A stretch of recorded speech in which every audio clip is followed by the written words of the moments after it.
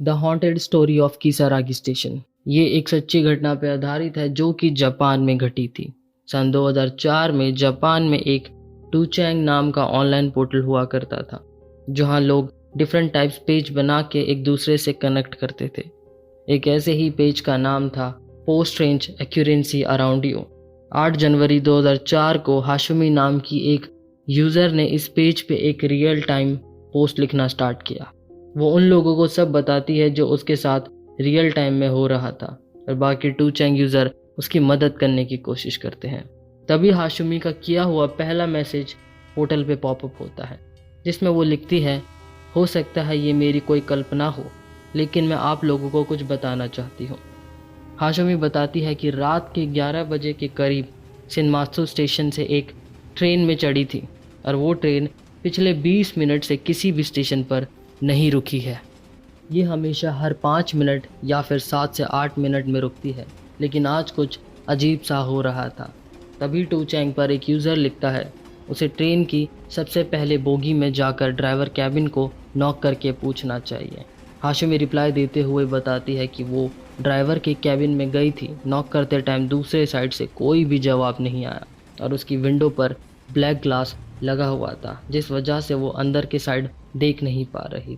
हाशुमी बताती है कि टनल से निकलने के बाद ट्रेन धीरे धीरे स्लो होने लगी और लास्ट में वो ट्रेन जाकर किसी कीसारागी स्टेशन पर रुक गई।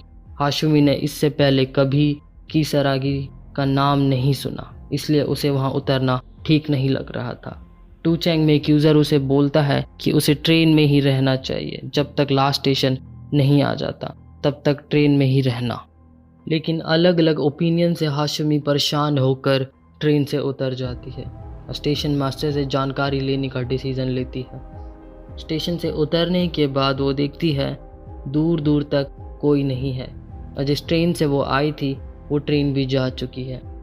हाशुमी को वहाँ पर 1 घंटा हो चुका था। तभी टूचैंग पर एक यूज़र मैसेज करता है और बोलता है उसने इंटरनेट पे कीसारागी स्टेशन के बारे में सर्च किया पर उसे इससे रिलेटेड कुछ भी नहीं मिला। टूचैंग का एक यूज़र पूछता है क्या आसपास कोई ऐसी बिल्डिंग है जिसमें लोग हों। हाशुमी बोलती है वो स्टेशन से बाहर निकल कर देखेगी। स्टेशन के बाहर पहुंचते ही उसे ना ही कोई बिल्डिंग दिखती है ना ही कोई इंसान। इसके बाद टूचैंग पर एक यूज़र उसे बोलता है कि उसे पुलिस स्टेशन ढूंढने या पुलिस स्टेशन फ़ोन मिलाने के लिए कहता है। हाशुमी रिप्लाई देते हुए बोलती है उसने अपने मॉम डैड को कॉल कर दिया है और वो मेरे कॉल की लोकेशन मैप पर सर्च करते हुए मुझ तक पहुंच जाएंगे, लेकिन उन्हें ये नहीं पता कि कीसारागी स्टेशन आखिर है कहाँ।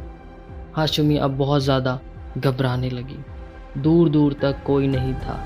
टूचैंग का एक यूज़र पूछता है बाकी पैसेंजर कहाँ हैं, क्या तुम्हारे साथ कोई उतरा था। हाशुमी रिप्लाई देती है वो अकेले ही इस स्टेशन पर उतरी थी। तभी टूचैंग पर एक यूज़र बताता है कि जापानीज़ के कांजी में ओनी यानी डीमन को भी कीसारागी कहा जाता है जो कि इस स्टेशन का नाम है। ये सुनने के बाद हाशुमी और बाकी यूज़र घबरा जाते हैं।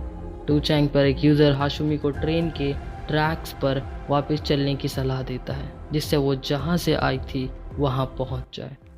हाशुमी को ये आइडिया सही लगता है और वो ट्रैक्स को पीछे फॉलो करते हुए चलना शुरू कर देती है।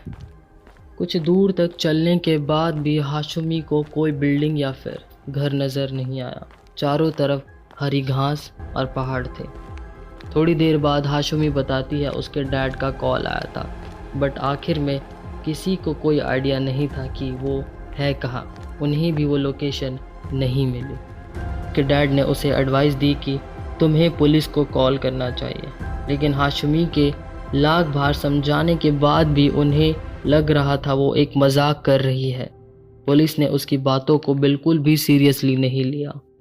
तभी टूचैंग पर एक यूज़र उसे बोलता है तुम्हें स्टेशन पर सुबह होने तक का वेट करना चाहिए था। हाशुमी बोलती है उसे दूर कहीं से ड्रम्स और बेल रिंग्स की आवाज़ सुनाई देने लगी। वो समझ नहीं पा रही थी करे तो क्या करे। वो बहुत ज़्यादा परेशान हो चुकी थी। टूचैंग पर सारे यूज़र उसे स्टेशन की तरफ वापस जाने के लिए बोल रहे थे कि सुबह होने तक का वेट करे। तभी अचानक से हाशुमी को पीछे से आवाज़ सुनाई देती है कि इन ट्रैक्स पर मत चलो। जैसी वो पीछे मुड़कर देखती है, वहाँ एक बूढ़ा आदमी होता है जिसका एक पैर नहीं था, और वो बूढ़ा आदमी अचानक से गायब हो जाता है। ये चीज़ देखकर हाशमी बहुत डर जाती है। फिर टू चैंग पर एक यूज़र उसे बोलता है, तुम्हें पीछे मुड़कर बिल्कुल नहीं देखना है, तुम्हें उन ड्रम्स और बेल्स की आवाज़ की तरफ भागना चाहिए। क्या पता वहाँ कुछ लोग हो जो तुम्हारी हेल्प कर सकें। भागते भागते हाशमी गिर जाती है और उसके पैर में चोट लग जाती है। वो बहुत डरी हुई थी। जैसे जैसे वो आगे बढ़ रही थी, ड्रम्स और बेल्स की आवाज़ और भी करीब आने लग रही थी। वो एक टनल से होकर गुजरती है। सामने उसे एक आदमी खड़ा हुआ दिखता है। हाशमी को लगता है कि वो इंसान मेरी हेल्प कर सकता है, पर टू चैंग का यूज़र उसे उससे दूर रहने की सलाह देता है। इतनी रात गए वो आदमी टनल के पास क्या कर रहा है, कहीं वो तुम्हें नुकसान ना पहुंचा दे। कुछ देर बाद हाशमी का रिप्लाई आता है और बताती है कि वो एक अच्छा इंसान है जो मेरी हेल्प कर रहा है और मैं उसके कार में बैठी हुई हूँ। तभी टू चैंग पर एक यूज़र हाशमी से उस आदमी का नाम और लोकेशन पूछने के लिए कहता है। हाशमी रिप्लाई देते हुए बोलती है, उसने उससे जगह का नाम पूछा तो जवाब में उस आदमी ने हीना वर्ड से ज़्यादा कुछ नहीं बोला। लगता है उसे हाशमी की बात समझ नहीं आ रही थी। वो कुछ अजीब से वर्ड में बोले जा रहा था। वो आदमी फिर से उसी डायरेक्शन में जा रहा था, जिससे हाशमी का डर और भी बढ़ जा रहा है। ये बात सुनकर टू चैंग यूज़र बहुत ज़्यादा डर जाते हैं और उसे कार से उतरने की एडवाइस देते हैं। हाशमी बताती है उसके फ़ोन की बैटरी डेड होने वाली है और मुझे यहाँ चीज़ें बहुत अजीब लग रही है, इसलिए मुझे जो पहला मौका मिलेगा मैं सीधा भाग जाऊंगी। इसके बाद हाशमी के फ़ोन से कोई भी रिप्लाई नहीं आया, ना ही उसका कुछ पता चला। आखिर हाशमी के साथ क्या हुआ, कौन था वो कार में और उसे कहाँ ले गया। टू चैंग के यूज़र्स को ये भी नहीं पता वो कौन थी या कौन था जो हाशमी बनकर बात कर रही थी। ये सचमुच में रियल था या फिर नहीं। बट सिंस रियल स्टोरी किसी को पता नहीं है, लोग इसे बढ़ा चढ़ाकर पेश करते आए हैं। ये एक एक्चुअल में प्रैंक था जिसने एक हॉन्टेड स्टोरी का रूप ले लिया है। एक्चुअल में हुआ क्या, किसी को कुछ नहीं पता। हाशमी कौन है, या अगर हाशमी नाम की कोई लड़की थी तो वो कहाँ गई। अगर आप ऐसी वीडियो दोबारा देखना चाहते हो तो सब्सक्राइब करो हमारे चैनल को। हॉरर और मिस्टीरियस से जुड़ी हुई कहानी मैं और लाता रहूँगा। तब तक के लिए